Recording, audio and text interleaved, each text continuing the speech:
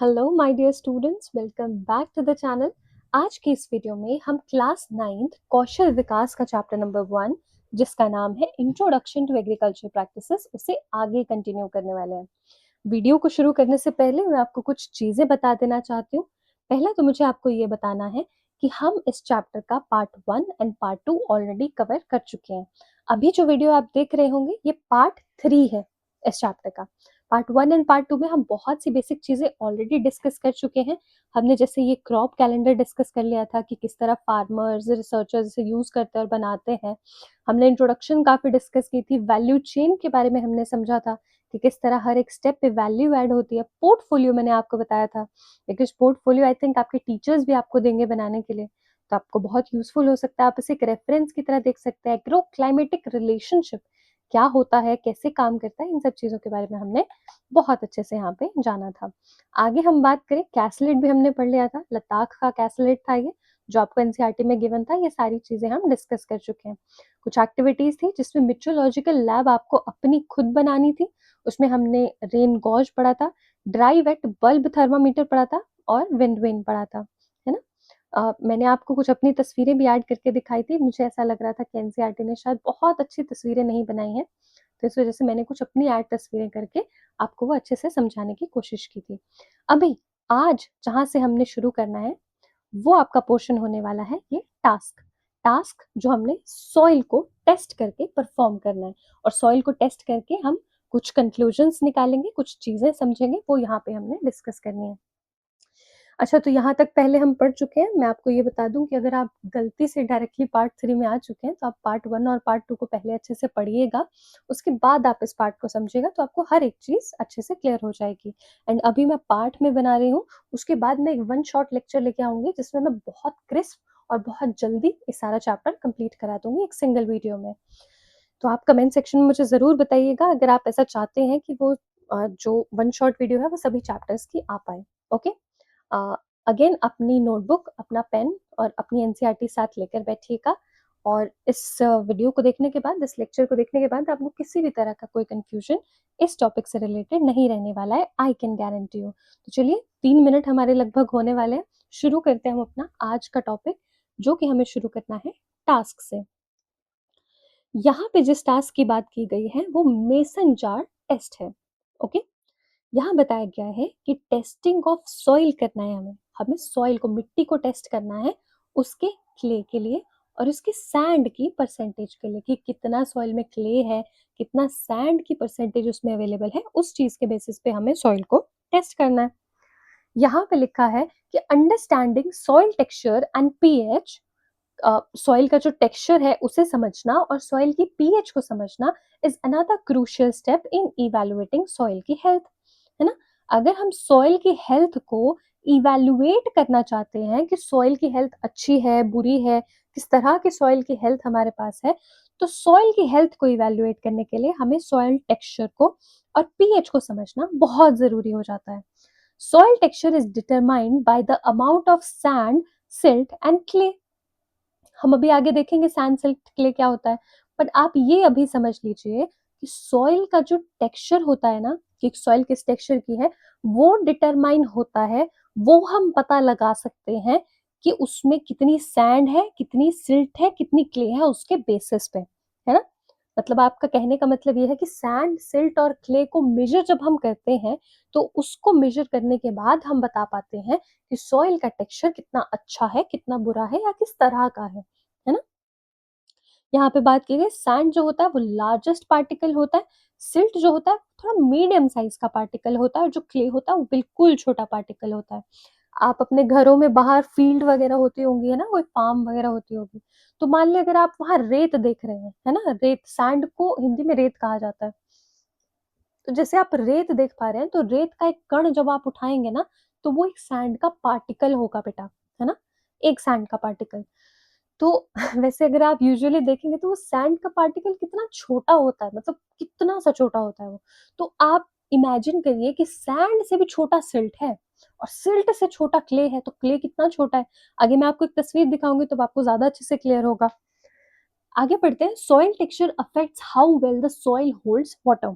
जिस तरह का सॉइल का टेक्सचर होता है वो बहुत हद तक इफेक्ट करता है कि सॉइल पानी को किस तरह होल्ड करेगा, ज्यादा होल्ड कर पाएगा, कम होल्ड कर पाएगा, है ना।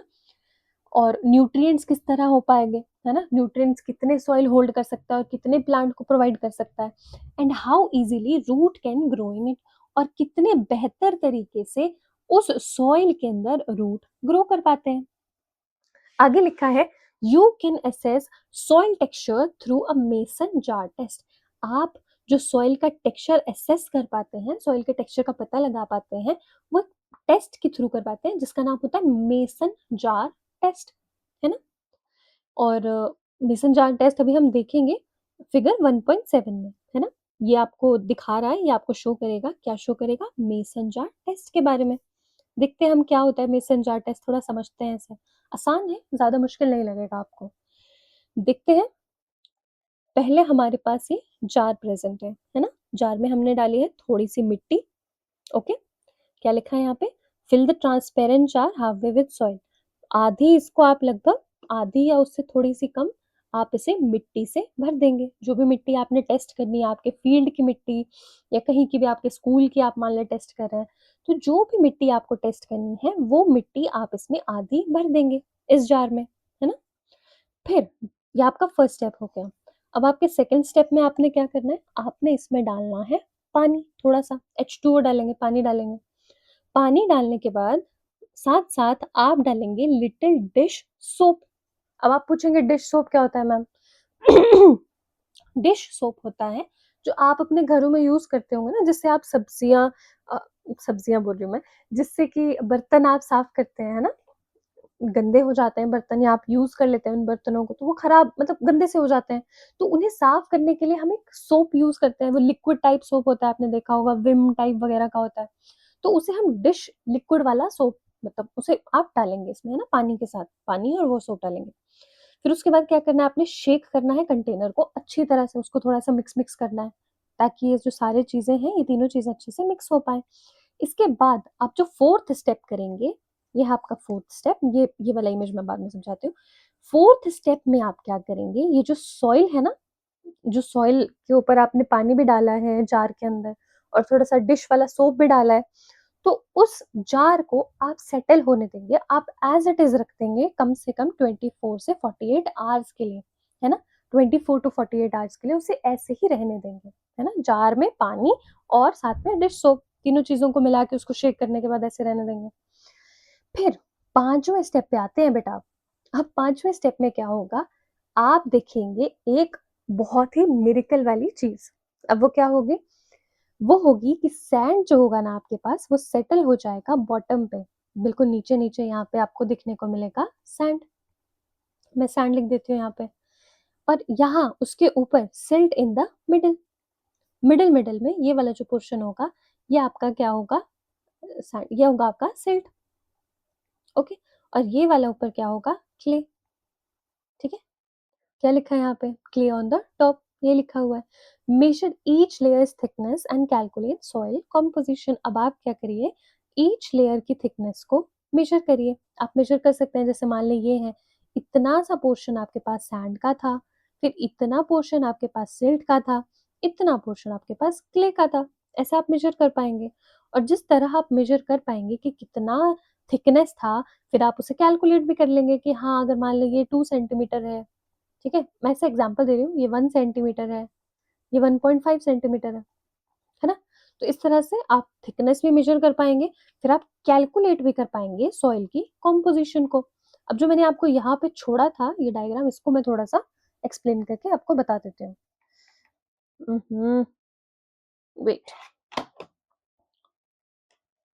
चलिए समझाती हूँ मैं आपको। मैंने ऊपर है सैंड, सिल्ट और क्ले के बारे में बात की थी, है ना। मैंने आपको थोड़ा सा वहां समझाया था, सैंड बड़ा होता है, सिल्ट होता है छोटा, क्ले उससे भी छोटा। अब जैसे मैंने आपको एक्सप्लेन किया था कि सैंड क्या होता है, रेत का एक कण। ठीक है जी, मान लीजिए ये है वो आपका रेत का कण। ओके, रेत का कण है ये आपके पास। इतना बड़ा मान लें अगर रेत का कण आपके पास होता है, तो इसके हिसाब से थोड़ा फाइन वाला जो सैंड होगा ना, वो इतनी साइज का होगा। ये तो होगा बिल्कुल जो रॉ वाला है, ठीक है जी। थोड़ा जो फाइन वाला होगा वो होगा लगभग इतने साइज़ का ही, जो आपको इतना यहाँ दिखा रहा है देखो, इतना सा होगा लगभग साइज़ का। काफ़ी बड़ा है वैसे ये, पर जब आप सिल्ट के हिसाब से इसे कंपेयर करेंगे, तो सिल्ट बहुत छोटी दिखाई देगी। सिल्ट तो बिल्कुल ही छोटी है, यहाँ देखें, कितना सा है ये सिल्ट, अगर आपको दिख पा रहा हो तो ये देखिए इतना सा है, बिल्कुल ये इस गोले के बीच में। और ये थोड़ा कोर्स वाला क्ले है, छोड़े इसे। आप बिल्कुल फाइन क्ले देखें, फाइन क्ले के नीचे क्या लिखा है, not visible at this scale. मतलब आप इसे देख ही नहीं पाएँगे। अगर यहाँ पे जो एग्ज़ाम्पल दिया गया है उसके हिसाब से बेटा, वेट अ मिनट, उसके हिसाब से जो यहाँ पे आपको ये एग्ज़ाम्पल दिया गया है, आप अगर देखें ना तो सैंड अगर इतनी बड़ी होती है, तो क्ले तो आपको बेटा दिखाई ही नहीं देगा, क्ले इतना छोटा होगा। समझ पा रहे हो? तो आप ये समझिए कि हम जो बाहर अपनी फील्ड में सैंड का पार्टिकल देखते हैं, रेत का एक कण देखते हैं, वो तो बिल्कुल छोटा होता है। वो जो यहाँ आपको ये तस्वीर दिख रही है, इससे भी छोटा होता है वो तो। तो सोचो अगर वो सैंड इतनी छोटी होती होगी, तो क्ले कितना छोटा होगा, क्ले तो हम देख ही नहीं पाएँगे, मतलब इतना इनविजिबल जैसा दिखता होगा हमें, है ना? बस मैं आपको थोड़ा-सा ये विजुअलाइज़ कराना चाहती थी। चलिए, ये आपको समझ आ गया होगा, सैंड थोड़ा बड़ा साइज़ होता है, सिल्ट उससे थोड़ा छोटा होता है, और क्ले तो मतलब इनविजिबल ही दिखाई देता है, दिखता ही नहीं है हमें, इतना छोटा लगता है। ठीक है जी? अब उसके बाद फिगर नंबर 5 में ये एक अ, स्टेप नंबर 5 में सॉरी, ये एक तस्वीर आपको यहाँ बताई गई है, इसे देखिएगा। Sand settled at the bottom, ये जो आपको ये दिखाई दे रहा है, ये सैंड है। ये देखिए यहाँ पे, ये सारा सैंड है। फिर सिल्ट जो है मिडल में, ये आपको सिल्ट दिखाई दे रहा है, ये वाला सिल्ट है तीनों में, और क्ले ये ऊपर-ऊपर जो आपको दिखाई दे रहा है, दिस इज़ क्ले, है ना? यहाँ पे आपको दिखाई भी दिया है। अब ये सैंड की थिकनेस, सिल्ट की थिकनेस और क्ले की थिकनेस यहाँ पे देखिए इस तरह से, और total height of soil in centimetre, ऐसे आपको दिखाई देगा, ऐसे आप मेज़र कर पाएँगे। चलिए, अब जिस तरह से आपने ये एक्टिविटी परफ़ॉर्म की होगी, आपने क्या किया होगा, एक जार में मिट्टी भरी होगी, पानी डाला होगा, डिश सोप डाला होगा, उसको शेक किया होगा, 2 से 3 दिन उसे ऐसे रखने दिया होगा, या 1 से 2 दिन लगभग आप कह सकते हैं। जैसे ही वो सेटल डाउन हो गया होगा, नीचे सैंड, ऊपर सिल्ट, सबसे ऊपर क्ले, आपको ऐसे दिखने को मिल गया, आपने उसकी मेज़रमेंट कर ली। अब रिज़ल्ट पे आते हैं। रिजल्ट देखते हैं पहले, जो क्ले की परसेंटेज है उसकी बात करते हैं, कि clay percentage is more than 20%। मान लीजिए कि जो क्ले है ना आपके पास, उसकी परसेंटेज है मोर देन 20%। ठीक है, 20% से ज्यादा क्ले प्रेजेंट है, तब क्या होगा, this will create water logging. तो ये वाटर लॉगिंग कर देगा। एक्चुअली क्या होता है, क्ले होता है इतना छोटा छोटा, ठीक है जी, इतना छोटा-छोटा क्ले होता है। अब क्या होता है, पानी के मॉलिक्यूल्स ना यहाँ पे बीच-बीच में ऐड ऑन हो जाते हैं, और जगह नहीं बच पाती है एयर के पार्टिकल्स को घुसने के लिए, है ना? छोटे-छोटे पार्टिकल हैं, आपस में इंटरमिक्स हो जाते हैं, इकट्ठे हो जाते हैं, और बिल्कुल भी जगह यहाँ पे प्रेज़ेंट नहीं होती है। उससे क्या होता है, वाटर की लॉगिंग हो जाती है, वाटर बिल्कुल भर जाता है। वाटर लॉगिंग मतलब बिल्कुल ऊपर तक पानी भर जाना, कि मान लें ऐसे कि हवा जाने के लिए जगह ही ना बचे, ठीक है? अब हवा नहीं जा पाएगी, तो क्या होगा, सफोकेशन हो जाएगा रूट्स का, ऐसा ही होगा। और ऐसा कब होगा, जो क्ले की परसेंटेज 20% से ज़्यादा होगी, तब वाटर लॉगिंग हो जाएगा, और क्या होगा, leads to suffocation of roots, roots को अच्छे से हवा नहीं मिल पाएगी ऐसी सिचुएशन में। अब इसके लिए हम क्या एक्शन ले सकते हैं, आप एक्शन ले सकते हैं कि आप थोड़ा-सा रिवर वाला सैंड डालें, या फिर आप रेड गार्डन सॉइल ऐड करें, उसे करेक्ट करने के लिए, उसे ठीक करने के लिए, थोड़ा-सा रेड गार्डन सॉइल डाल दें। उससे क्या होगा, इम्प्रूव हो जाएगा उसका ड्रेनेज, पानी की जो कंडीशन है वो थोड़ी बेहतर हो जाएगी, वाटर लॉगिंग नहीं होगा। लॉगिंग का मतलब मैंने समझाया कि पानी बिल्कुल भर चुका है ना, हवा जाने के लिए आपको बिल्कुल भी रास्ता नहीं मिल पा रहा है, उसे वाटर लॉगिंग कहते हैं। ओके जी? चलिए, सैंड की, अब ये वाला आपका फर्स्ट था ना, अब आप दूसरी चीज़ पढ़ रहे हैं कि सैंड की परसेंटेज अगर मोर देन 80% हो जाए, अगर सैंड का परसेंटेज 80% से भी बढ़ जाए, तब क्या कंडीशन होगी? उसे देखते हैं। इसमें क्या होगा कि अब ना वाटर बहुत कम होल्ड कर पाएँगी, जो आपकी मिट्टी होगी। सैंड क्या होता है, इतना बड़ा-बड़ा होता है, इतना बड़ा-बड़ा, ठीक है जी? अब सैंड इतना बड़ा-बड़ा होता है, तो पानी के मॉलिक्यूल्स तो इतने-इतने ही हैं। पानी के मॉलिक्यूल्स तो छोटे-छोटे से हैं बिल्कुल। तो सैंड कितने पानी के मॉलिक्यूल्स इकट्ठा कर पाएगा? और हवा इतनी ज़्यादा एंटर कर जाएगी कि प्लांट बिल्कुल सूखने लग जाएगा, प्लांट में वाटर लॉस हो जाएगा, क्योंकि सैंड के पार्टिकल तो इतने बड़े-बड़े हैं, है ना? हवा बहुत ज़्यादा हो जाएगी, खुले-खुले होंगे बिल्कुल ये। उस सिचुएशन में क्या होता है, आप बस इतना याद रखिए कि सैंड की परसेंटेज 80% से ज़्यादा होने पर पानी की कमी होने लगती है। बहुत कम पानी होल्ड कर पाता है, जो हमारा मिट्टी होता है, ठीक है? उसकी वजह से विल्टिंग ऑफ प्लांट्स हो जाता है। चलिए आगे देखते हैं। इससे बचने के लिए हम क्या कर सकते हैं? आप ऐड कर सकते हैं कंपोस्ट को, या फिर आप गार्डन सॉइल को ऐड कर सकते हैं। It will increase water holding capacity of soil and add necessary nutrients for plant. इससे क्या होगा कि आपकी जो वाटर होल्डिंग कैपेसिटी होगी ना सॉइल की, वो बढ़ जाएगी, है ना? और नेसेसरी जो न्यूट्रिएंट्स है प्लांट को, वो भी मिल जाएंगे आसानी से। ठीक है जी। चलिए, इधर सैंड, सिल्ट, क्ले का आपको मतलब समझ आ गया होगा। क्ले और सैंड के बारे में यहाँ पे आपको थोड़ा ज़्यादा बताया गया है कि क्ले क्या होता है। क्ले होता है जो बिल्कुल छोटा-छोटा पार्टिकल होता है मिट्टी का, उसे हम क्ले कहते हैं, है ना? और सैंड जो थोड़ा बड़ा-बड़ा वाला पार्टिकल होता है, थोड़ा रेत वाला पार्टिकल, रेत वाला जो कण आपको देखने को मिलता है। ठीक है जी? चलिए, ओके।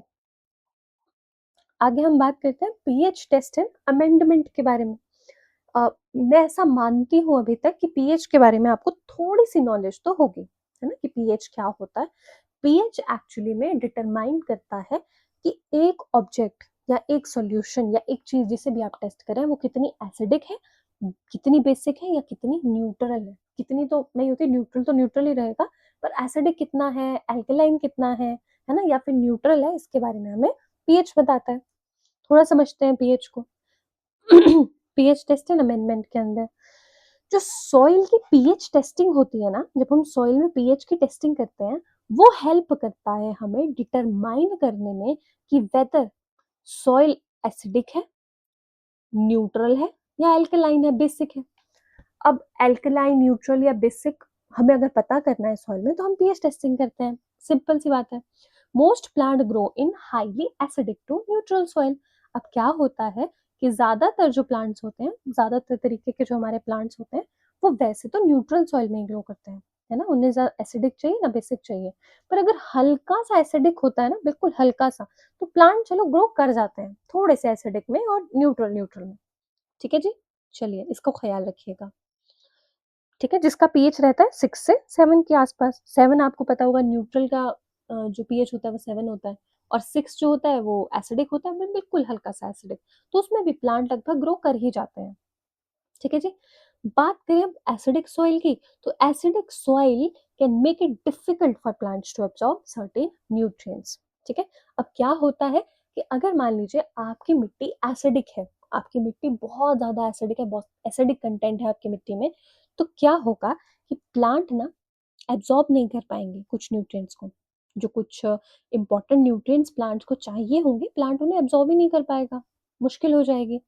और अगर आपकी सॉइल एल्कलाइन निकली, तो एल्कलाइन सॉइल होने की वजह से और प्रॉब्लम होगी। उसमें क्या प्रॉब्लम होगी कि वो प्रिवेंट करेगा other nutrients from reaching the plants. ठीक है जी।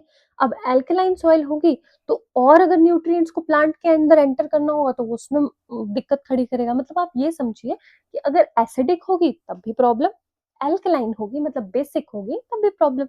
हमें चाहिए लगभग स्लाइटली सा एसिडिक और न्यूट्रल सॉइल, है ना? अब अगर ये सब चीजें होती हैं कि अल्कलाइन सॉइल या एसिडिक सॉइल होने की वजह से न्यूट्रिएंट नहीं मिल पाते हैं प्लांट को, तो उससे क्या होगा? डेफिशिएंसीज होंगी। किसमें? प्लांट में। प्लांट में डेफिशिएंसीज हो जाएंगी।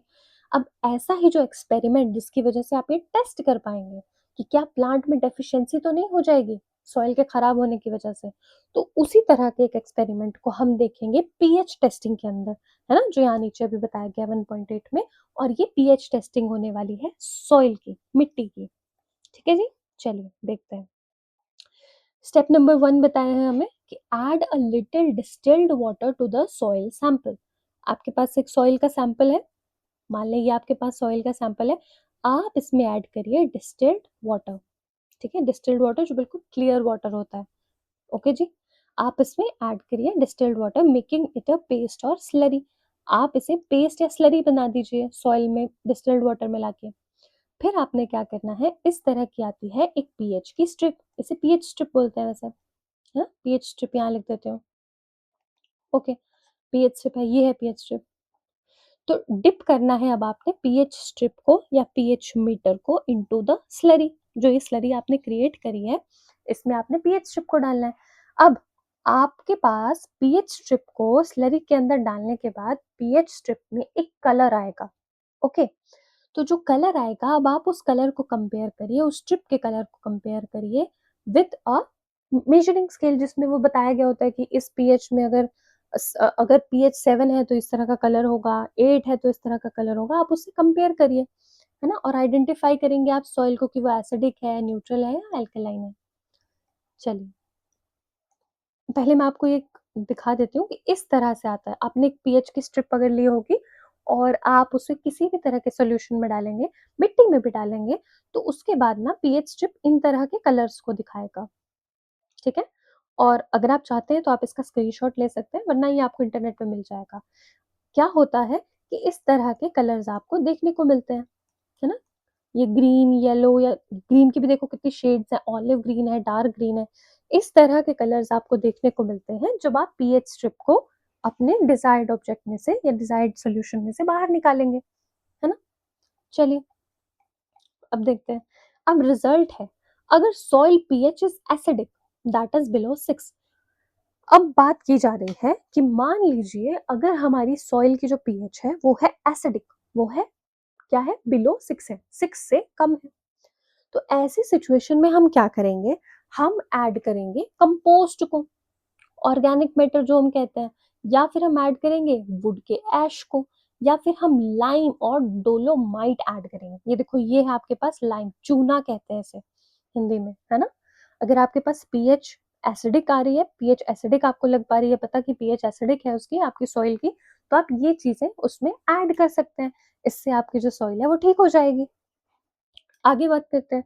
अगर सॉइल की पीएच बेसिक हो गई, जिसका मतलब है 8.5, मतलब 7 से ज्यादा, है ना? 7 से ज्यादा होने पर हम क्या करेंगे, आप कोशिश करिए कि आप उसमें एक्स्ट्रा पानी डालें, पानी ज्यादा डालें उसमें, और ड्रेन इट। मतलब इसका मतलब सॉइल का वॉश करें आप। क्या मतलब है कि पानी आप ज्यादा करें और उसे ड्रेन करें। पानी ज्यादा दें आप अपनी सॉइल में, उसको ड्रेन कर दें, उसको वहां से, मतलब पानी ज्यादा दें एक तरह से, है ना? और पानी ज़्यादा देने के बाद जो ऊपर वाली लेयर है उसको आप हटा दें, पानी देने के बाद। हट जाएगी ऐसे, आप जो बहुत तेज़ से पानी डालेंगे, बहुत ज़्यादा पानी डालेंगे तो ऊपर वाली लेयर हटना शुरू हो जाएगी। तो उससे भी क्या होता है, आपकी पीएच जो है वो हल्की-सी कम हो जाती है। और दूसरी चीज़, यहाँ पे आप कंपोस्ट डालेंगे, ऑर्गेनिक मैटर डालेंगे, तो वो न्यूट्रलाइज़ कर देता है। देखिए, यहाँ भी आपने ऑर्गेनिक मैटर डाला तो इससे पीएच एसिडिक थी तब भी हेल्प हुई, यहाँ पीएच बेसिक थी इसमें भी हेल्प हुई। किसमें? ऑर्गेनिक कंपोस्ट डालने की वजह से, इसमें दोनों में हेल्प हुई। अब तीसरी चीज़ क्या हो सकती है, आप जिप्सम ऐड कर सकते हैं या आप सल्फर कंटेनिंग फर्टिलाइजर्स, किसी भी तरह के फर्टिलाइजर्स में जिसमें सल्फर कंपोनेंट प्रेजेंट होता है, या फिर जिप्सम अगर आप डाल पाएँ तो आप वो भी डाल सकते हैं, है ना? उससे भी आपकी मदद हो जाएगी। आगे देखते हैं। सेफ्टी की थोड़ी-सी बात की जा रही है यहाँ पे। सेफ्टी क्या है? Follow the steps carefully while performing test. जब आप टेस्ट परफॉर्म कर रहे होंगे, तो अपने स्टेप्स को केयरफुली लीजिए, है ना? अपने स्टेप्स को केयरफुली फॉलो कीजिए। Do not test chemicals. Chemicals को टेस्ट नहीं करना है, खाना नहीं है उसे, गलत बात होती है वो। कुछ ऐसे बहुत प्रॉब्लम हो सकती है ना? इस चीज़ का ख़्याल रखना है। गलती से भी अगर आपने मान लिया आपके हाथ में केमिकल लगा हुआ था और आप हाथ को गलती से स्किन पे टच हो गया, है ना? वैसे तो आप ग्लव्स की मदद से ये सब करेंगे। तो अगर स्किन पे टच हो गए तो आप कोशिश करिए कि आप उसे जल्दी से वॉश कर लें, है ना? चाहे आपके फेस पे टच हो गया गलती से या कुछ भी ऐसी सिचुएशन हुई, तो आप उसे फटाफट वॉश कर लें, उन्हें टेस्ट ना करें, और हैंडल के लिए उन्हें बहुत केयरफुली, है ना? And handle glass containers carefully, उन्हें बहुत केयरफुली आपने हैंडल करना है। आगे बात करते हैं, चेक योर अंडरस्टैंडिंग। अब बहुत कम चैप्टर बचा है, बिल्कुल थोड़ा-सा बचा है हमें, मतलब बहुत ही थोड़ी-सी चीज़ें हैं जो हमने समझनी है, तो आप थोड़ा-सा ध्यान देंगे और फटाफट आपका लेक्चर खत्म हो जाएगा। चलिए, अब आप अपनी अंडरस्टैंडिंग को चेक करिए। Which test did you do? क्या टेस्ट किए आपने? आपने किए यहाँ पे 2 टेस्ट। पहला टेस्ट आपने किया मेसन जार टेस्ट, जिसकी वजह से आपको पता लग पाया कि सैंड सिल्ट क्ले का किस तरह से कॉम्पोजिशन था। फिर आपने पीएच टेस्ट किया। पीएच का आपको पता लग पाया कि पीएच कितना था, है ना? एसिडिक, बेसिक, न्यूट्रल के हिसाब से आपने पता किया। What were the results of the test? Test के क्या रिजल्ट्स आपको देखने को मिले? आपको देखने को मिले कि जो मेसन जार टेस्ट आपने किया उसमें आपको सैंड सिल्ट और क्ले के बारे में पता लग पाया, और जो पीएच का टेस्ट आपने किया, पीएच के टेस्ट की वजह से आपको पता लग पाया कि एसिडिक कितना है, बेसिक कितना है, न्यूट्रल कितना है। और तीसरा क्वेश्चन है, what steps did you take to improve the quality of the soil. Quality of the soil को इम्प्रूव करने के लिए आपने क्या क्या स्टेप्स लिए, आगे यहाँ पे ऊपर आपको दिख पा रहे होंगे जो जो स्टेप्स हैं। ठीक है, एक बार मैं दिखा देती हूँ थोड़ा सा ऊपर जाके, ये सारे स्टेप्स हैं, है ना, याद होंगे आपको, याद वैसे याद करने की जरूरत नहीं, बस आपको समझ आ जाने चाहिए, है ना। चलिए, बहुत रट्टा मारने वाला ये सब्जेक्ट नहीं है, आपको बस थोड़ा सा अंडरस्टैंडिंग बिल्ड करनी है ना, तीनों चीजें समझ आ गई। चलिए, सीड का सिलेक्शन, इसके बारे में पढ़ाई करते हैं। सीड का सिलेक्शन, बीज का सिलेक्शन हमें किस तरह से करना है वो हम आके यहाँ पे पढ़ने वाले हैं। Okay, once you have ensured that the soil selected is of good quality, एक बार जब आपने ये इंश्योर कर दिया, एक बार जब आपको ये पता लग गया कि सॉइल जो हमने सिलेक्ट की है वो अच्छी क्वालिटी की है, वो गुड क्वालिटी की है, you need to focus on the seed you will be using. अब आपको सॉइल के बारे में तो पता लग गया कि सॉइल बेहतर क्वालिटी की है, अब आपको फोकस करना है सीड्स पे। सीड भी अच्छी क्वालिटी के होने चाहिए, क्योंकि सीड जिनका आप यूज कर रहे हैं उस पर भी तो आपको फोकस करना पड़ेगा ना।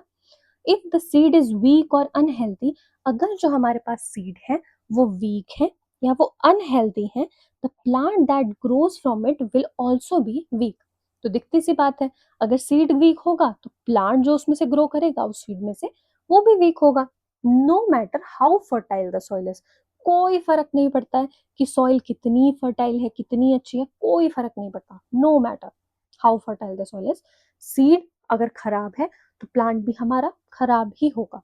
दिखती सी बात है ना, बहुत आसान बात है। The germination test that you may have done in grade 7 Kaushal Bodh book will also help you estimate the percentage of seed that will actually sprout. आपने, आई डोंट नो, आपने क्लास 7th में अपना कौशल बोध पढ़ा होगा कि नहीं, हो सकता है कि आपने पहले इसे एज ए कंपलसरी सब्जेक्ट नहीं पढ़ा हो, अब आपको कंपलसरी सब्जेक्ट पढ़ना पड़ा हो, बट चलिए हम फिर भी डिस्कस कर लेंगे कि किस तरह से सीड का आप परसेंटेज निकाल पाते हैं कि कितना स्प्राउट करेगा कि नहीं, आगे बताया है, उसकी टेंशन मत लीजिए। ठीक है, तो जो जर्मिनेशन टेस्ट आपने अगर ग्रेड 7 में पढ़ा होगा तो अच्छी बात है, नहीं पढ़ा होगा तो डोंट वरी, अभी हम पढ़ लेंगे, है ना। बट क्या था कि उस सीड जर्मिनेशन टेस्ट की वजह से, कौशल बोध में जो बुक में गिवन था, उसकी वजह से हमें पता लग पाया, उसने हमें हेल्प किया एस्टिमेट करने में कि कितनी परसेंटेज ऑफ सीड जो है विल एक्चुअली स्प्राउट। उस जर्मिनेशन टेस्ट की वजह से हमें ही पता लग पाता है, thereby giving you an idea of how many seeds to plant। इसकी वजह से क्या होता है कि आपको एक आइडिया मिल जाता है कि आपको कितने सीड्स को प्लांट करना है ना, कितने सीड्स को आपको मतलब ग्रो करना है, उस तरह से आपको पता लग जाता है। बिफोर सोइंग, अब सो करने से पहले seeds are treated to increase their germination rate. अब क्या होता है, हमने मान लिया सीड को उगाना है, सीड को हमने सो करना है, उससे पहले ना हमें सीड को ट्रीट भी करना पड़ता है। ऐसा नहीं कि हमने मतलब बस ऐसे सीड लाए और उसे लगा दिया, कभी कभी हमें उसे ट्रीट भी करना पड़ता है। किस लिए, ताकि उसका जो जर्मिनेशन रेट है वो इंक्रीज हो जाए, बढ़ जाए, उसके लिए हमें उसे ट्रीट करना पड़ता है। And to protect them from insects and diseases, और इसलिए भी कि हम प्रोटेक्ट कर पाए, हम उसकी रक्षा कर पाए इंसेक्ट और डिजीजेस से, है ना, कीटाणुओं से, या फिर प्रॉब्लम जो भी इंसेक्ट आ जाते हैं, खा जाते हैं सीड्स को, हमारे प्लांट को खा जाता है, उन सब चीजों से हम प्रोटेक्शन कर पाए। Let us learn a simple seed treatment using common salt NaCl। अब यहाँ पे हम एक सिंपल सीड ट्रीटमेंट के बारे में समझने वाले हैं जो कि होगा कॉमन सॉल्ट से, है ना। हमने सीड का ट्रीटमेंट करना है, सिंपल सा, बहुत सिंपल से बहुत इजी तरीका है, और हम कैसे करेंगे, हम यूज करेंगे NaCl का कॉमन सॉल्ट, जो आपके घरों में सॉल्ट मिलता होगा, सब्जी में ना लगा के खाते हैं, सब्जी में तो डालते ही है, बट ऐसे फ्रूट्स वगैरह में भी कई लोग ऐसे उस पर ऊपर से स्प्रिंकल करके खाते हैं ना, वही वाला NaCl लेके आना है आपने, उसी से हम अभी एक्सपेरिमेंट करेंगे। This method of treatment is commonly used for serial crops like wheat and rice. ये जो मेथड अभी हम जिसकी बात कर रहे हैं, मेथड ऑफ ट्रीटमेंट की, ये कॉमनली यूज किया जाता है सीरियल क्रॉप्स के लिए। सीरियल क्रॉप जो मोटा अनाज होता है ना, व्हीट राइस, ये सब मोटे अनाज में आते हैं, इन सब चीजों की हम ट्रीटमेंट में हेल्प होती है हमारी NaCl की वजह से, है ना। NaCl से हम ट्रीटमेंट कर पाते हैं। तो हम इधर भी देखते हैं, ठीक है।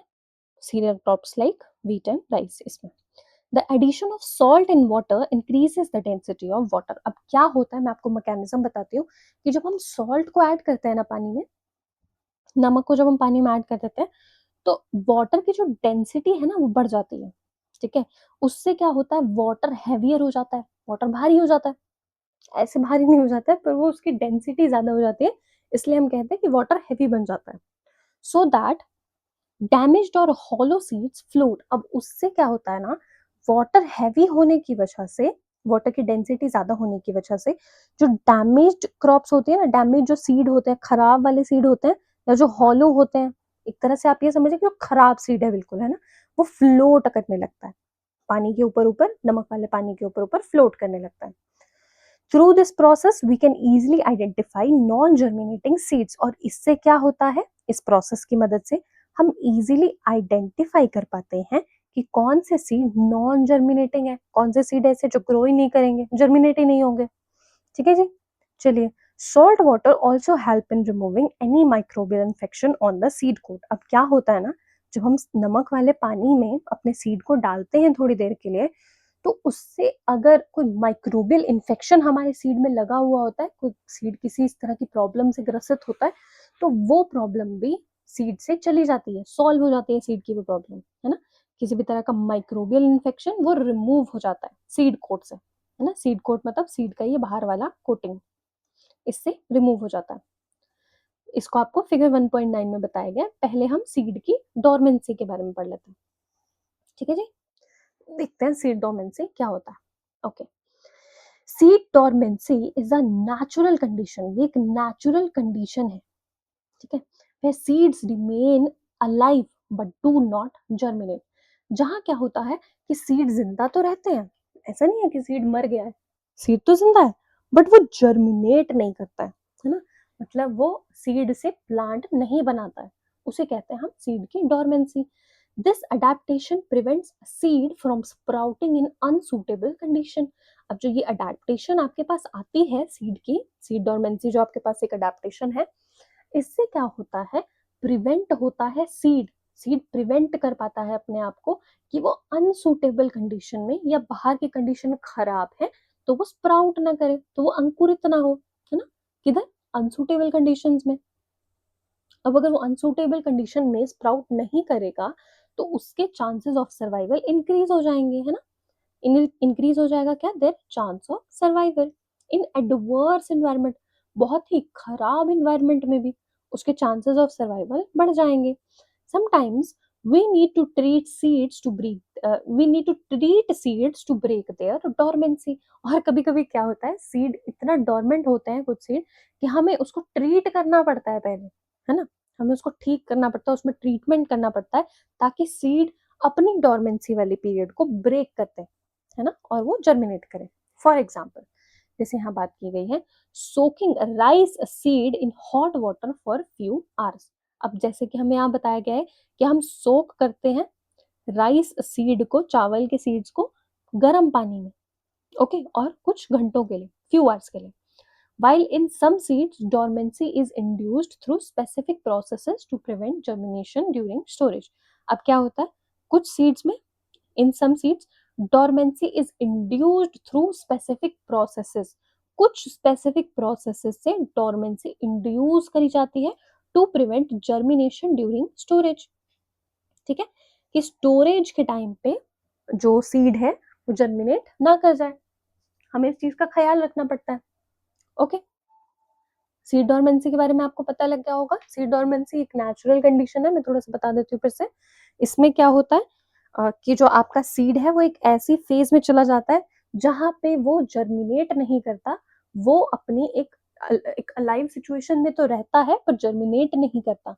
ऐसी सिचुएशन को वो इसलिए अप्लाई करता है ताकि वो अनसुटेबल सिचुएशन में जर्मिनेट ना करे, जिससे कि उसके सर्वाइवल के चांसेस बढ़ जाएंगे।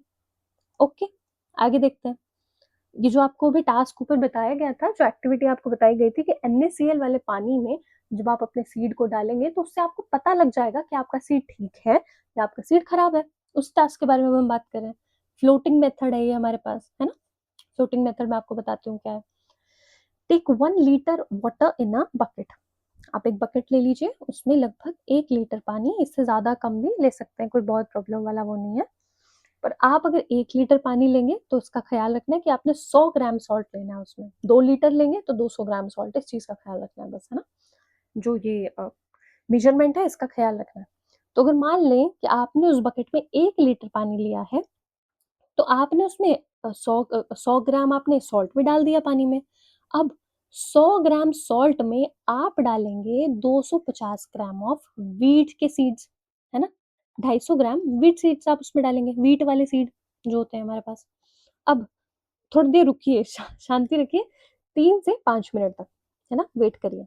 फिर क्या होगा, 3 से 5 मिनट वेट करने के बाद जो डैमेज्ड, इन्फेक्टेड या हॉलो सीड, मतलब जो जितने भी खराब सीड्स होंगे वो फ्लोट करने लगेंगे पानी के ऊपर। ये जो आपको दिख रहे हैं देखो, 4 दाने, 4 दाने खराब है, डैमेज्ड है, DAMAGED, डैमेज्ड, खराब है। और ये वाले ओके हैं, ओके लिख देते हैं उसको, ओके ओके, हार्ट बना देते हैं साथ में, ठीक है। चलिए, तो इस तरह से होगा। नमक वाले पानी में जब आप सीड्स को डालेंगे तो खराब वाले सीड्स ऊपर फ्लोट करने लगेंगे, और जो नीचे बैठे जाएंगे सीड्स, नीचे जो आपको दिखेंगे वो ठीक वाले सीड्स होंगे। अब आपको पता लग गया कि ये डैमेज्ड है, अब इनको डिस्कार्ड कर दीजिए। डिस्कार्ड करिए, फ्लोटिंग वाले सीड्स को, ऊपर बैठे हैं जो ये सीड्स, इनको निकाल दीजिए, चलो बाहर, ठीक है। फिर वॉश करिए रिमेनिंग सीड्स को। अब आपके पास जो ये वाले सीड्स हैं इनमें तो नमक नमक लग गया होगा, नमक वाले पानी में डाले हमने। तो आप क्या कर लीजिए, इनको वॉश कर लीजिए, रिमेनिंग सीड्स को, फ्रेश वाटर में, एंड ड्राई कर लीजिए थोड़ी शेड में।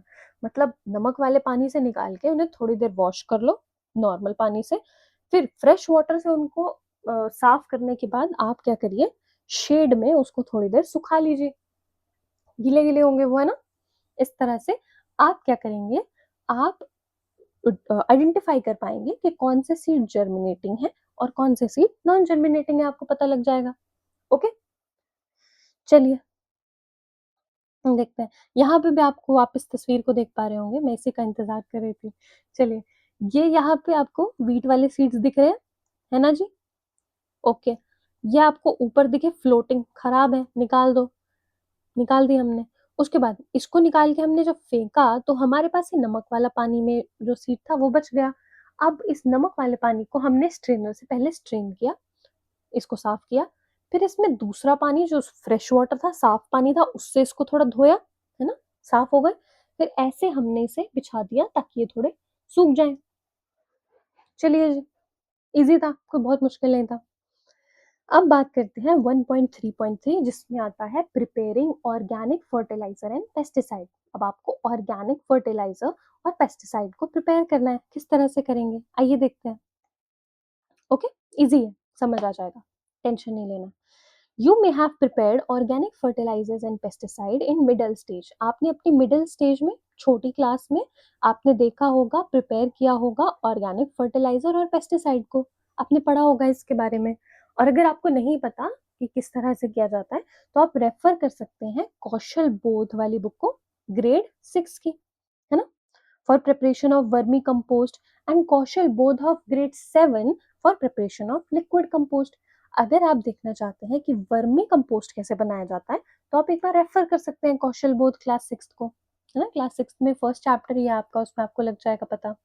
और जो ग्रेड 7 है उसमें भी आप ये देख सकते हैं कि आपको लिक्विड कंपोस्ट कैसे बनाना है, आपको पता लग जाएगा लिक्विड कंपोस्ट और वर्मी कंपोस्ट के बारे में।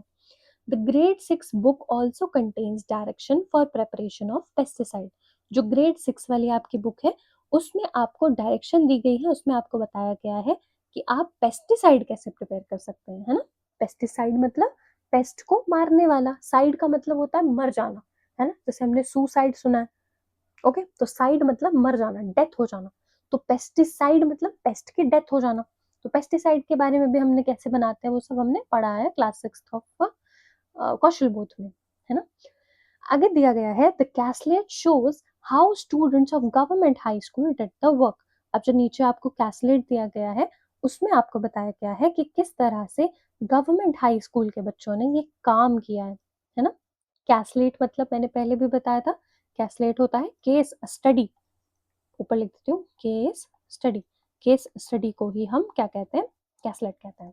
Okay, students making vermi compost. हमारे पास जो केस स्टडी है वो है स्टूडेंट्स की वर्मी कंपोस्ट बनाते हुए। Students of government high school collected 50 kg of agro waste.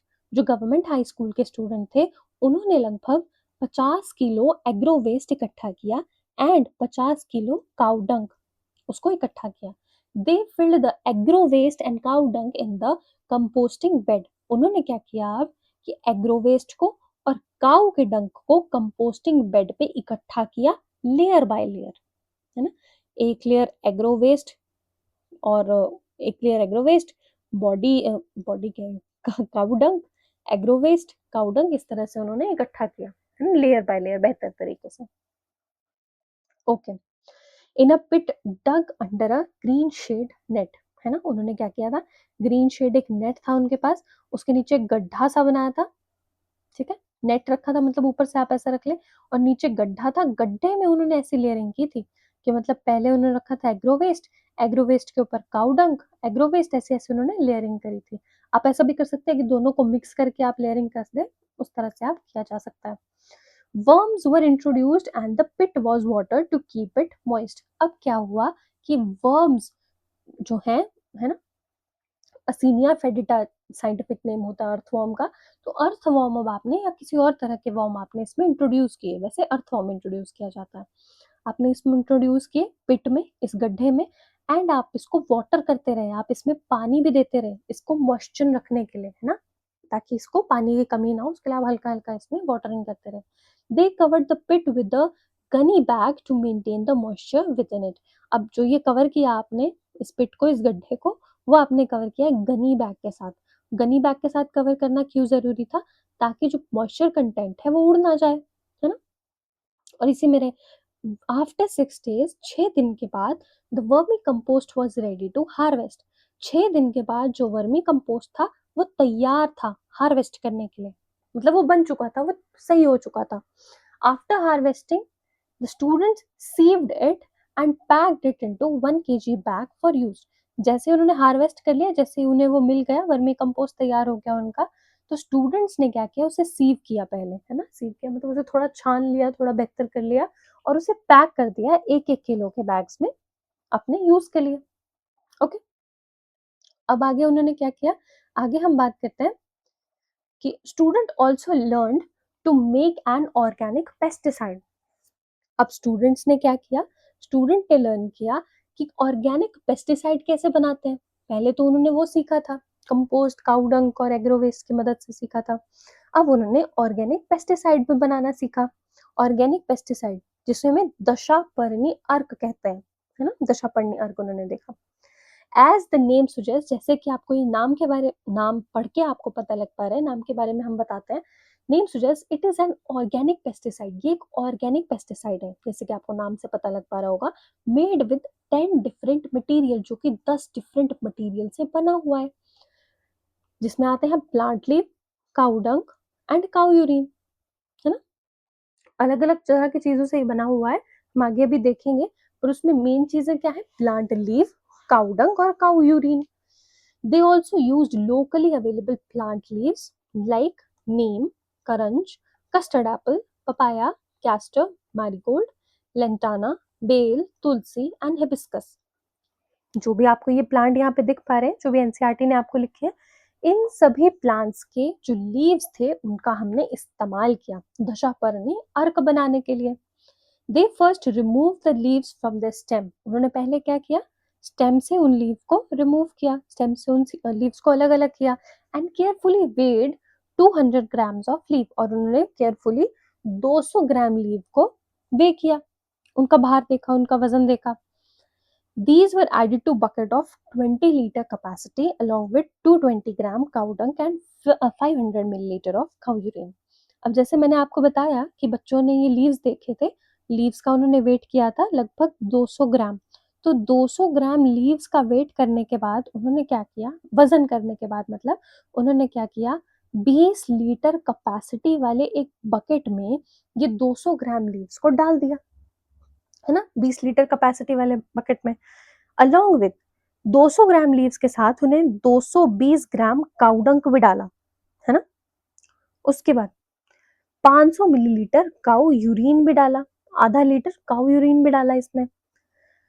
आगे बात करते हैं कि after adding 15 litre water to the bucket, और ये सब डालने के बाद 200 ग्राम लीव्स, फिर 220 ग्राम काउ डंक और 500 मिलीलीटर काउ यूरिन, इसको डालने के बाद 15 लीटर ऑफ वाटर भी डाला गया बकेट में, है ना। 15 लीटर यहाँ दिख रहा होगा, 15 लीटर वाटर डाला गया।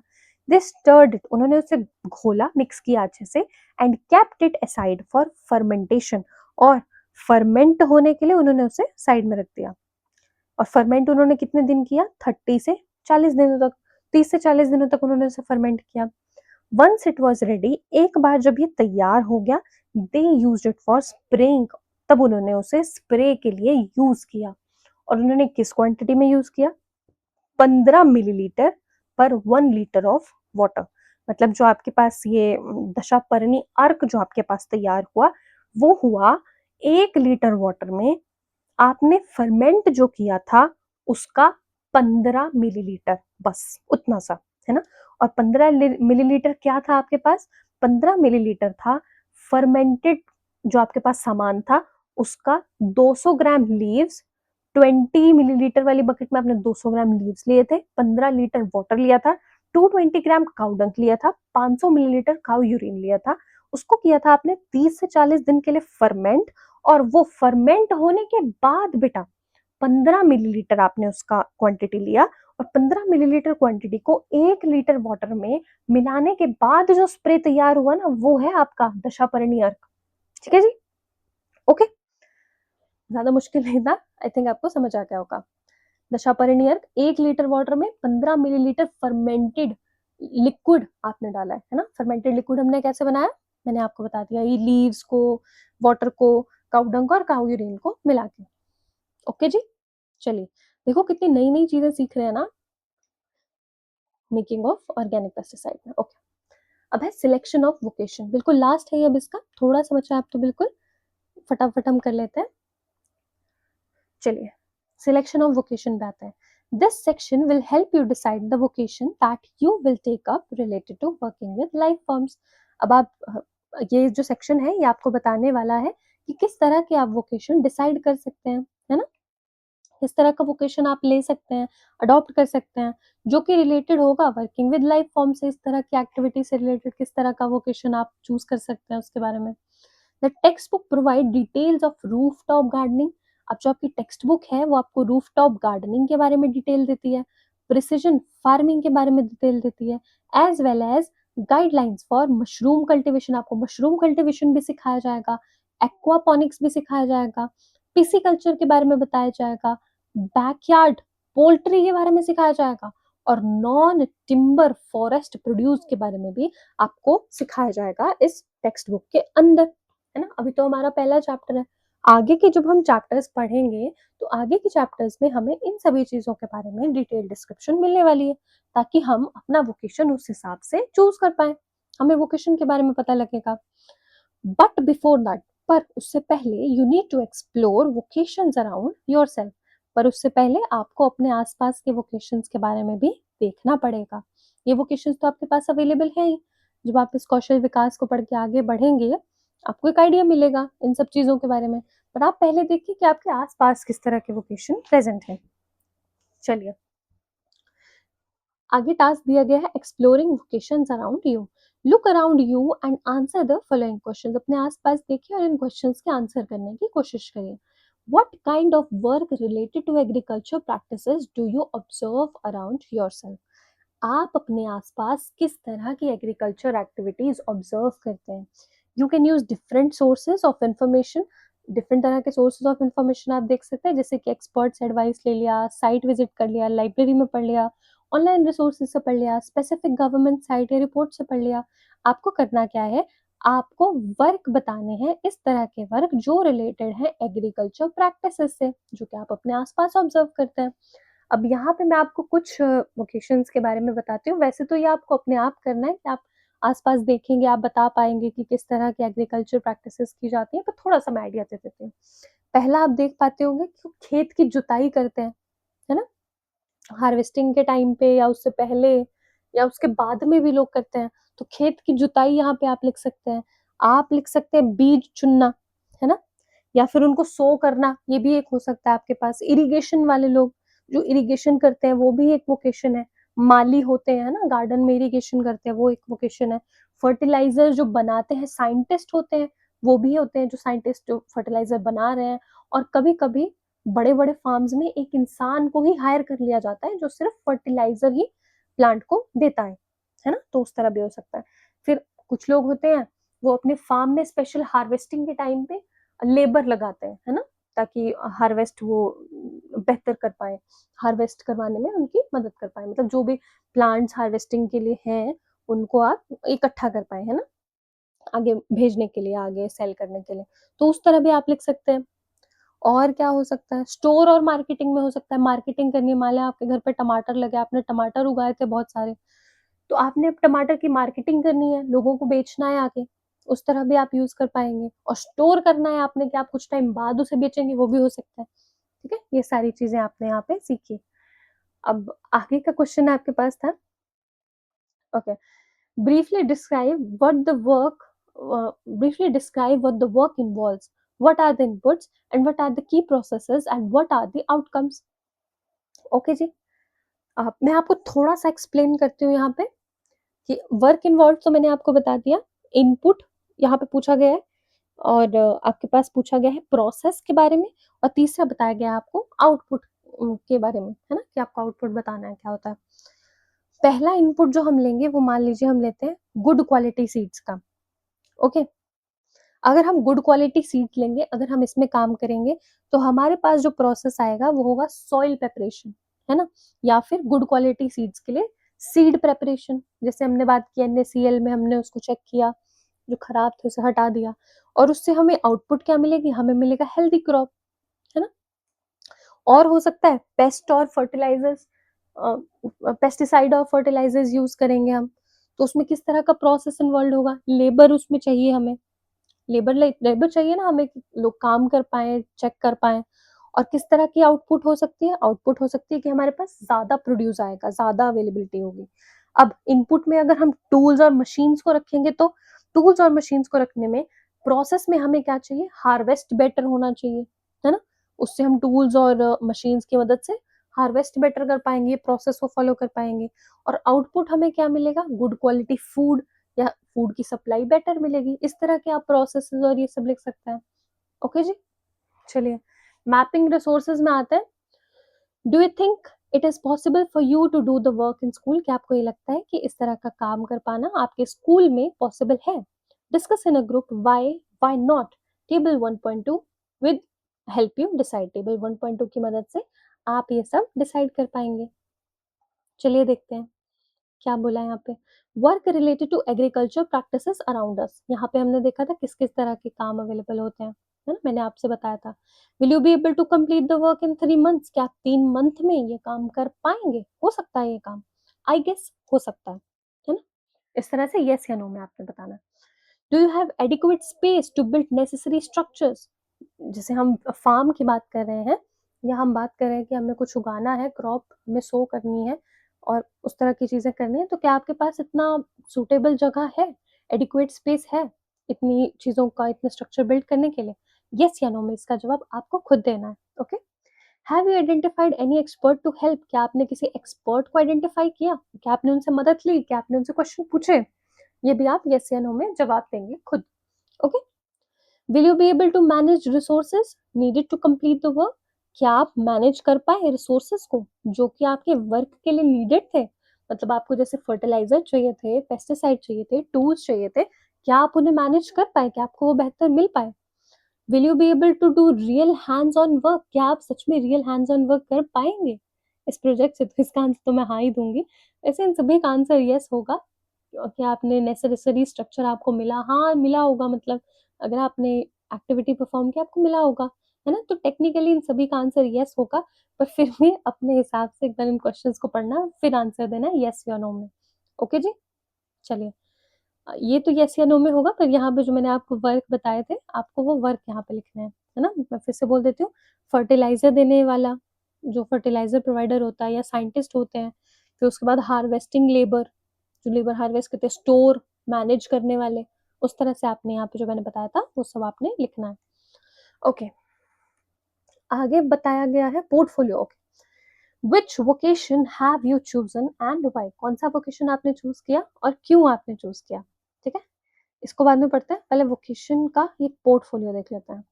Okay, you can have a screenshot of this and आपको इससे पता लग पाएगा। चलिए, इन केस आप एक रेफरेंस के लिए इसे देखना चाहते हैं तो आप इसे देख सकते हैं, इस पोर्टफोलियो को। ओके, और छोटा कर देते हैं, ये आपको यहाँ पे इस तरह से मिला। You can take a screenshot और आप बाद में इसे रेफरेंस की तरह देख सकते हैं। इन केस अगर आपको नहीं मिल पा रहा है तो आप इसी को आगे सॉल्व कर सकते हैं, है ना। पोर्टफोलियो को मैं आपको थोड़ा सा एक्सप्लेन कर देती हूँ किस तरह से हमने ये पोर्टफोलियो बनाया है।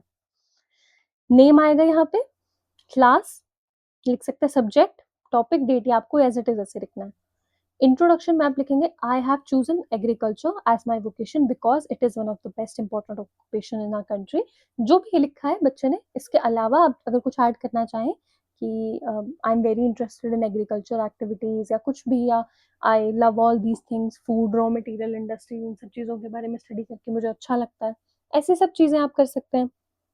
ओके, आगे यहाँ पे बात की गई है why I choose this vocation, मैंने इस वोकेशन को क्यों चूज किया, उसके बारे में। It helps in providing health and nutrition, ये सभी चीजें, ये पॉइंट्स आप एक बार रेफरेंस पे देख सकते हैं। I am interested in learning, I provide employment, it is essential for country development, इन सब चीजों का पॉइंट में यहाँ पे देख के लिख सकते हैं।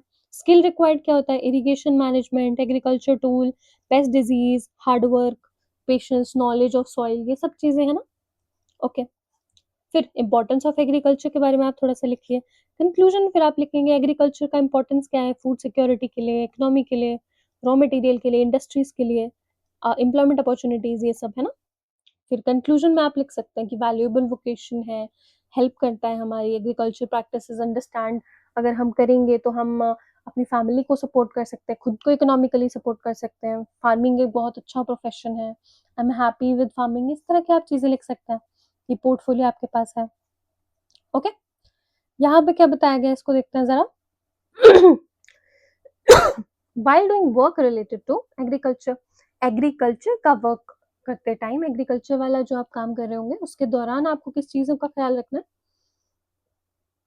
Always handle tools and material as per the instruction of your teacher और एक्सपर्ट, जो भी आप टूल्स को हैंडल करेंगे या मटेरियल को हैंडल करेंगे, मटेरियल का यूज करेंगे, उसे अपने टीचर या एक्सपर्ट के इंस्ट्रक्शंस के साथ ही फॉलो करना है। ठीक है, अपने टीचर या एक्सपर्ट के इंस्ट्रक्शन के हिसाब से ही आपको चीजें परफॉर्म करनी है। और as specialised on packet labels in the manuals, और अगर आपके पास मैनुअल्स अवेलेबल है तो उनमें जो लेबल लिखा गया है, उनमें जो चीजें लिखी गई हैं या कुछ भी लिखा गया है इंपॉर्टेंट, उसके हिसाब से ही आपको फॉलो करना है। Okay. Using tools like a rain gauge, dry wet bulb thermometer, and wind vane to monitor local weather helps take decision related to the selection of plants, sowing, harvesting and irrigation. यहाँ बताया गया है जब आप rain gauge का use करेंगे, dry wet bulb thermometer use करेंगे, wind vane use करेंगे, इस तरह की आप जब चीजें यूज करेंगे तो आप मॉनिटर कर पाएंगे लोकल वेदर को। ठीक है, जो कि आपको बेटर डिसीजन लेने में हेल्प करेगा। किस चीज के लिए डिसीजन लेना है आपको, कि आपको प्लांट कब सिलेक्ट करना है और कौन सा सिलेक्ट करना है, कब सो करना है, कब हार्वेस्ट होगा, इरिगेशन कितना होना चाहिए प्लांट में, है ना। इन चीजों से आपको पता लगेगा। आगे देखते हैं, testing soil helps assess vital parameter, जब आप सॉइल की हेल्थ को टेस्ट करेंगे तो आप एसेस कर पाएंगे वाइटल पैरामीटर्स को, जैसे कि सॉइल का टेक्सचर, पीएच को असेस कर पाएंगे, और आप सिंपल स्टेप्स खुद भी ले पाएंगे जिससे कि आप सॉइल की क्वालिटी को इम्प्रूव कर पाए, बेटर कर पाए, है ना जी। अब healthy seeds can be identified using the floating method. अब हमने जो बात की थी ऊपर, NaCl वाला जो हमने एक्सपेरिमेंट किया था, उसमें हमें पता लगा था कि हम आइडेंटिफाई कर पाते हैं हेल्दी सीड्स को और जो खराब सीड्स हैं उनको by floating method. Floating method से हमें पता लग जाता है। और ये किस में होता है, ये होता है सॉल्ट वाटर में। डैमेज्ड और हॉलो सीड्स फ्लोट, जो डैमेज्ड होते हैं, खराब होते हैं, जो खोखले सीड्स होते हैं, मतलब एक तरह से खराब ही होते हैं वो भी, उनको वो जो होते हैं वो NaCl वाले पानी में फ्लोट करते हैं ऊपर, ठीक है। वाइल जो हेल्दी सीड्स होते हैं, जो अच्छे वाले सीड्स होते हैं, जो स्प्राउट हो सकते हैं, जिस बीज से प्लांट ग्रो कर सकता है, वो नीचे सेटल डाउन हो जाते हैं, है ना। और क्या होता है, आपने ये भी पढ़ा कि हेल्दी सीड्स जो होते हैं माइक्रोबियल इन्फेक्शन वगैरह को ठीक कर देते हैं, तो ये बेनिफिट करते हैं किसको, सीड की कोटिंग को, है ना। सॉइल वाला जो सॉल्ट वाला जो पानी होता है, सीड की कोटिंग में मदद करता है, सीड की कोटिंग को माइक्रोबियल इन्फेक्शन से बचाने में मदद करता है। आगे बात करते हैं, agro waste and cow dungs can be use for vermi compost. जो एग्रो वेस्ट होता है और जो काउ डंग होता है, वो वर्मी कंपोस्ट में इस्तेमाल होता है। वाइल ऑर्गेनिक पेस्टिसाइड, और जो ऑर्गेनिक पेस्टिसाइड है जैसे दशापर्णी अर्क मेड फ्रॉम लोकल लीव, जो हमने लोकल लीव से अभी बताया था किस तरह बनता है, जैसे कि नीम से, पपाया से और कस्टर्ड एप्पल, इन सब चीजों के लीव से जो हमने बनाया था, वो हमारे पास एक पेस्टिसाइड के रूप में काम करता है, ऑर्गेनिक पेस्टिसाइड, घर पे बनाया हुआ, है ना। पेस्ट मैनेजमेंट के लिए हेल्पफुल होता है। ओके, नेक्स्ट इज, ये पोर्टफोलियो मैंने आपको बता दिया है ना, आपने इसका स्क्रीनशॉट भी आई होप ले लिया होगा, आप इसे रेफरेंस के रूप में देख सकते हो। अब आपके पास यहाँ पे आते हैं चैप्टर को एंड करते साथ ये एक्सेस योर लर्निंग वाले क्वेश्चंस। यहाँ से मैं नहीं करवाऊंगी, ओके, मैं करवाऊंगी सब अगले पेज से, यहाँ से पढ़ाती हूँ। चलो, इसके बाद ये चैप्टर खत्म है, पूरा ये चैप्टर खत्म है। चलो जी, एक्सेसिव लर्निंग फटाफट से देख लेते हैं एक बार, फिर उसके बाद मैं 5-7 मिनट आपका थोड़ा रिवीजन कराऊंगी स्टार्टिंग से एंड तक, फिर आपको छोड़ दूंगी, है ना, चैप्टर खत्म हो जाएगा फिर।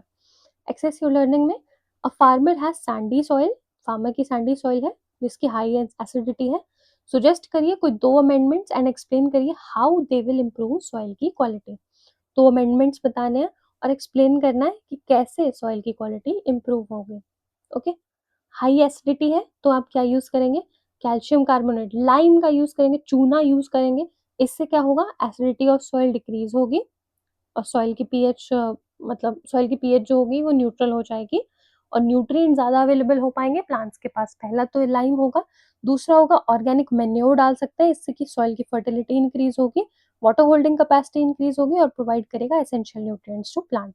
ओके, चलिए आगे है, non timber forest produce, NTFP, non timber forest produce refers to all useful products from forest except timber. Timber के अलावा बाकी जितने भी प्रोडक्ट्स हैं वो सारे, including resin, medicinal plant, fruit, nuts et cetera, है ना।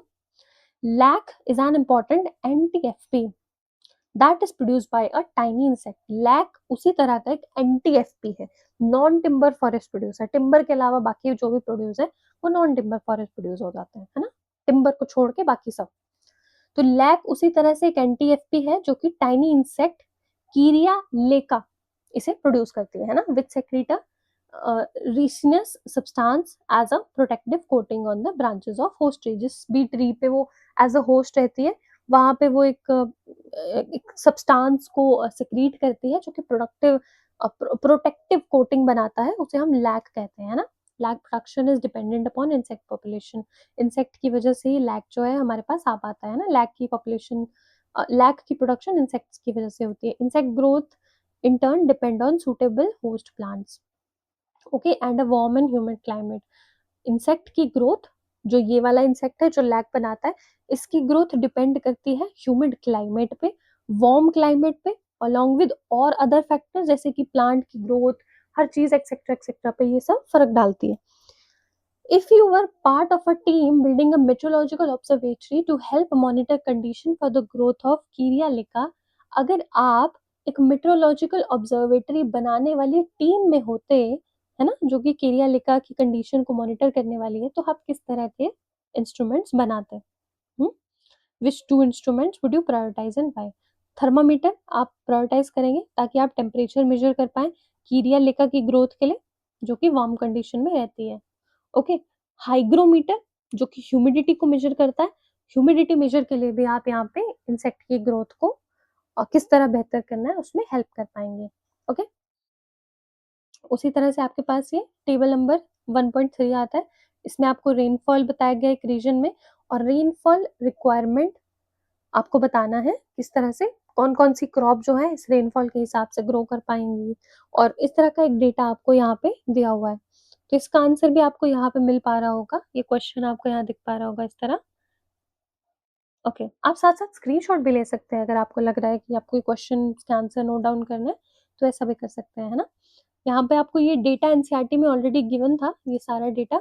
तो suitable crops to be planted in region, अगर 480 मिलीमीटर पानी एज़ अ रेनफॉल आपको मिल रहा है, पल्सेस ग्रो हो सकती हैं। 333 मिलीमीटर में ऐसा कोई क्रॉप के बारे में हमने नहीं पता जो इतनी कम में ग्रो हो पाए, है ना? 350 में भी नहीं ग्रो हो पाती। 974 में व्हीट, ज्वार, सोयाबीन, मेज़, कॉटन ये सब ग्रो हो सकता है। 822 में यही सब हो सकता है, 882 में सॉरी। 2020 में ज्वार, सोयाबीन, क्योंकि रेनफॉल पे डिपेंडेंट है ना, रेनफॉल के हिसाब से आपको यहाँ पे डेटा लिखना है। तो ये सारी चीज़ें आप लिख सकते हैं। ओके? जस्टिफिकेशन हमने यहाँ थोड़ा-सा दिया है, जस्टिफिकेशन देखते हैं। These crops are chosen because their rainfall requirement match the annual rainfall recorded in each year. चलिए, मुझे ऐसा लग रहा है कि थोड़ा जल्दी हो गए, समझा ही देती हूँ एक बार। मुझे ऐसा लग रहा है आपका लेक्चर बहुत लंबा हो गया, बोर ना हो रहे हो कहीं। तो चलिए बता ही देती हूँ। आपको यहाँ पे ना एनसीईआरटी ने क्या किया था, ईयर और उसके हिसाब से रेनफॉल के बारे में बताया था, है ना? और यहाँ पे ये था कि रेन कितनी होती है, तो कौन-सी क्रॉप को ग्रो किया जाता है ना? रेन अगर 1500 मिलीमीटर से 3000 मिलीमीटर तक होती है तो राइस ग्रो करता है, ऐसे ही बाकी ग्रो करती हैं जितनी-जितनी रेनफॉल होती है। तो उन्हीं के हिसाब से इतनी रेनफॉल यहाँ पे हुई है। अब आपको सिर्फ मैच करना है, 2015 में 480 हुई है, तो 480 किस-किस रेंज में आती है, तो क्या-क्या ग्रो कर पाएगा? पल्सेस ही ग्रो कर पाएँगे सिर्फ, ये देखो यहाँ पे 480 आ रहा है। इसी तरह से बाकी आपको चेक करना है और ऐड करना है। जस्टिफिकेशन आपको मिल गया कि रेनफॉल के हिसाब से ही क्रॉप ग्रो होती है। रेनफॉल कम होगी, तो जो कम है रेनफॉल वाली क्रॉप है वो ग्रो की जाएँगी, रेनफॉल ज़्यादा होगी, तो ज़्यादा रेनफॉल वाली जो क्रॉप्स होती हैं वो ग्रो की जाएँगी। चलिए, अब आगे है create a farm to plate journey map for any farming produce. Farm से लेके प्लेट तक की जर्नी के बारे में आपने देखना है। सीड सिलेक्शन होगा पहले, फिर लैंड की प्रिपरेशन होगी, सोइंग की जाएगी, फिर उसके बाद इरिगेशन होगा, फर्टिलाइज़र हम उसे देंगे, क्रॉप की प्रोटेक्शन करेंगे हम, हार्वेस्ट करेंगे, फिर उसको क्लीन करेंगे, पैकेज करेंगे, फिर ट्रांसपोर्ट करेंगे, होलसेल मार्केट में उसको बेचेंगे, रिटेल शॉप में बेचेंगे, फिर कंज्यूमर की प्लेट में वो आ जाएगा। ओके? एज़ इट इज़ बना सकते हो आप, ज़्यादा समझाने वाला नहीं है। Of the task that you did, जो टास्क आपने किए, which did you enjoy the most, आपने क्या एंजॉय किया सबसे ज्यादा, which did you enjoy the least, आपको सबसे कम पसंद क्या है, खराब खराब सा लगा हो कुछ, वो क्या था। Give examples of what went well and what did not go well, आप एग्जाम्पल्स दीजिए कि क्या आपको बेहतर लगा, क्या आपको बेहतर नहीं लगा। What should you do differently next time, और जब नेक्स्ट टाइम आप ये करेंगे तो क्या आप अच्छा करना चाहते हैं, क्या आप डिफरेंट करना चाहते हैं। अगर आपका मन है तो आप एज़ इट इज़ ये लिख सकते हैं, मैंने जैसे आपको यहाँ पे रेफ़रेंस दिया। वरना मैं आपको ये कहूँगी कि आप इसे अपने हिसाब से अपना एक्सपीरियंस लिखिए कि आपको क्या मज़ा आया, आपको क्या चीज़ अच्छी लगी, क्या नहीं लगी, है ना? ये क्वेश्चन आपको अपने हिसाब से करना चाहिए। यहाँ से कॉपी मत करिएगा, अपने हिसाब से जो आपको लगता है एक्सपीरियंस वो आप शेयर करिएगा, ओके? चलिए, लास्ट है हमारा question. Give example of how you can apply your learning in real life situation. Real life situation में किस तरह से आप अपनी लर्निंग को अप्लाई कर सकते हैं उसके बारे में बात करते हैं। I can test soil quality की टेस्ट कर सकते हैं हम प्लांट को ग्रो करने से पहले। I can choose crop according to rainfall, rainfall के हिसाब से मुझे किस तरह की क्रॉप चूज करनी है मुझे वो पता लग जाएगा। I can use organic manure to improve soil quality, organic manure का यूज करना मुझे आ जाएगा सॉइल की क्वालिटी को इम्प्रूव करने के लिए, फर्टिलिटी को इम्प्रूव करने के लिए। I can conserve water through proper irrigation method, पर पानी को भी बचा सकती हूँ अगर मैं बेहतर इरिगेशन मेथड का यूज करूँ। And I can understand the journey of food, है ना, from the farm to my plate and avoid food की वेस्टेज। हमें यहाँ पे ये पता लगा कि फूड को ग्रो करना और हमारी प्लेट तक उसे आने में बहुत सारे स्टेप्स इन्वॉल्व होते हैं, तो हमें खाने को वेस्ट भी नहीं करना है। ठीक है जी, इसी के हिसाब से मैंने आपका चैप्टर कर दिया है खत्म, पूरा का पूरा, है ना। 3 पार्ट्स में हमने ये चैप्टर पूरा कवर कर दिया। ओके, थोड़ा सा अब हल्का सा मैं आपसे डिस्कस करना चाहती हूँ। यहाँ से हमने देखा था क्रॉप कैलेंडर देख लिया, इंट्रोडक्शन हमने देख लिया, ये सारी चीज़ें हमने पता लगा ली। वैल्यू चेन के बारे में हमने देख लिया। पोर्टफोलियो में आपको सब बता चुकी हूँ, ये आपको सारे मैंने कवर करा दिए, समझा भी दिए, एग्रो क्लाइमेटिक रिलेशनशिप भी समझा दिया, आर्टिफिशियल इंटेलिजेंस, टेक्नोलॉजी, ये सब देख लिया हमने। कैसलेट, लद्दाख का कैसलेट था, देख चुके हैं इसको हम। ओके, मीटरोलॉजिकल लैब अपने घर पे कैसे बनाएंगे, रेन गॉश बनाएंगे हम, और विंड वेन बनाएंगे, dry bulb, dry wet thermometer उससे बनाएंगे। वो सारी चीज़ें हमने देख ली हैं, ये आपको समझ आ गया होगा। ओके जी, और क्या था इस चैप्टर में? पोर्टफोलियो यहाँ था, ये भी आपका कवर हो गया होगा। ओके, आगे क्या है? ये पोर्टफोलियो है ना, यहाँ से बेटा देख लेना एक बार, अगर लगेगा कि नहीं समझ में आ रहा है रिपीट करके फिर से देख लेना, या कमेंट सेक्शन में बता देना। किस तरह से मैनेज करना है हमने, एग्रीकल्चर प्रैक्टिसेस किस तरह परफॉर्म होती हैं वो सब देखा, एक्टिविटी को भी देख लिया हमने, मैंने समझा दिया था। यहाँ से फिर हमने आज पढ़ा sand, silt, clay, mason jar test, pH test, sand seed selection, NaCl से किस तरह बेटर हो सकती है। ओके, ऑर्गेनिक फर्टिलाइजर कैसा होता है, दशापर्णी अर्क, ये टास्क था, ये भी हमने कर लिया, क्वेश्चंस भी हमने कर लिया, पोर्टफोलियो भी कर लिया, सब कुछ कर लिया, एंड आपका चैप्टर हो गया है खत्म। ओके जी, चलिए, तो आई होप आपको चैप्टर पूरा समझ आ गया होगा। 3 पार्ट्स में हमने चैप्टर किया। अभी जो नेक्स्ट मेरा टारगेट रहेगा वो ये रहेगा कि अब मैं एक वन शॉट वीडियो लेकर के आऊँ, जिसमें कि मैं पूरे 3 पार्ट्स एक ही वीडियो में कवर करूँ और उसे फटाफट कवर करूँ। मैंने इस वीडियो में थोड़ा डिटेल में एक्सप्लेन किया है और पिछले 2 पार्ट्स में भी काफ़ी डिटेल में एक्सप्लेन किया है। अब मैं ऐसी वीडियो लाऊँगी कि क्रिस्प एंड क्लियर फटाफट से, मतलब बस आप उसे चाहे 2x की स्पीड में भी देख पाएँ और फटाफट आपका पूरा चैप्टर कंप्लीट हो पाए। है ना जी? चलिए, तो आई होप आपको सब समझ में आया होगा, कोई कन्फ्यूज़न नहीं रही होगी यहाँ तक। अगर फिर भी कुछ लगता है कि मैम कन्फ्यूज़न है, ये चीज़ समझ नहीं आई है, तो आप कमेंट सेक्शन में पूछ सकते हैं। कोई भी क्वेश्चन आप पूछ सकते हैं। मैं कोशिश वैसे तो यही करूँगी कि मैं हर एक क्वेश्चन का आंसर दे पाऊँ। अगर नहीं हो पाए, वक़्त लगता है, फिर भी मैं आपके कमेंट ज़रूर पढ़ूँगी और उसके हिसाब से आगे अपना जो भी होगा वो देखूँगी। अगर कुछ ऐड करना होगा तो नेक्स्ट वीडियो में ऐड कर दूँगी। लगेगा कि नहीं है तो we will manage all like that only. तो चलो, फर्स्ट चैप्टर खत्म हो गया, बाकी के चैप्टर्स हैं, बाकी के चैप्टर भी ऐसे करते-करते हम खत्म कर देंगे। पहले पार्ट्स में करेंगे, फिर लास्ट में एक वीडियो लेके आएँगे वन शॉट, जो कि फटाफट खत्म, सारा चैप्टर खत्म कर देंगे। इम्पोर्टेंट है ये, पहले तो ये कंपल्सरी है ये यूनिट, और यूनिट नहीं कंपल्सरी, ये चैप्टर कंपल्सरी है, और चैप्टर कंपल्सरी होने के साथ-साथ ये आपका जो सब्जेक्ट है, ये सब्जेक्ट भी कंपल्सरी है ना? इसका पेपर होगा, 10th क्लास में बोर्ड का पेपर होगा, ईज़ी है, सब ईज़ी है, टेंशन नहीं लेनी है, सब हो जाएगा। यूनिट नंबर 1 था ये आपका, देखो, यहाँ से मैंने समझाया नहीं, यहाँ कुछ बहुत इंटरेस्टिंग था नहीं पढ़ने के लिए। ठीक है, तो आप अपना ख़्याल रखिए तब तक, अब जब तक नया वीडियो नहीं आता है, दूसरा इसका पार्ट नहीं आता है। चैप्टर नंबर 2 से हम शुरू करेंगे। आई होप मैं जल्दी शुरू करूँ, ताकि आप बच्चों का भी टाइम ज़्यादा डिले ना हो, और जैसा भी होगा मुझे कमेंट सेक्शन में ज़रूर बताइएगा। लेक्चर अच्छा लगा तो भी बताइएगा, बुरा लगा तो भी बताइएगा। लाइक ज़रूर करिएगा, चैनल को सब्सक्राइब ज़रूर करना, ताकि आपको अपडेट बाकी मिलती रहे। ज़रूर से मुझे कमेंट सेक्शन में बताना है कि मैम अच्छा लगा, बुरा लगा, समझ नहीं आया, ये समझ नहीं आया, आपने अच्छा नहीं समझाया, अच्छा समझाया तब भी बताना है। ठीक है? चलिए, तब तक अपना ख़्याल रखिए। अभी तो रात हो रही है हमारे यहाँ, तो मैं आपको गुड नाइट ही बोलूँगी, आपके वहाँ गुड मॉर्निंग, गुड आफ्टरनून जो भी हो रहा हो। तो अपना ख़्याल रखना और पढ़ते रहिएगा, ठीक है? तब तक के लिए गुड बाय, टेक केयर।